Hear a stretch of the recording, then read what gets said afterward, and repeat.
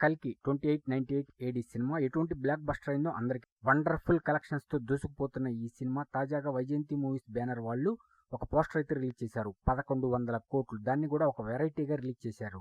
Mind blank. ఇప్పటికే trade అదిరిపోతుంది. ఏమిటి ఈ విధంగా ఉంది, కలెక్షన్లు ఇలా ఉన్నాయి ఏమిటి, అసలు ఇటువంటి బ్లాక్ బస్టర్ అవుతుందని ఊహించలేదు. రకరకాల ప్రచారాలు చేశారు, దుష్ప్రచారాలు చేశారు, తొక్కేద్దాం అనుకున్నారు, గందరగోళం చేశారు. కానీ వారందరినీ తొక్కుకుంటూ పోవాలంటూ తొక్కుంటూ పోతూ ఇప్పుడు అద్భుతమైన కలెక్షన్స్తో అనేక తెలుగు చలనచిత్ర రికార్డులు తిరిగి రాస్తూ దూసుకుపోతుంది.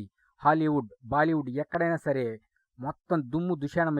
29వ రోజు కూడా ఈ సినిమా హౌస్ఫుల్ కలెక్షన్స్తో దూసుకుపోతుంది. రానున్న రోజుల్లో ఆగస్టు 15 దాకా ఏ సినిమా అడ్డే లేదు. అప్పటిదాకా దూసుకుపోవటమే, ఆ తర్వాత కూడా దూసుకుపోతుంది.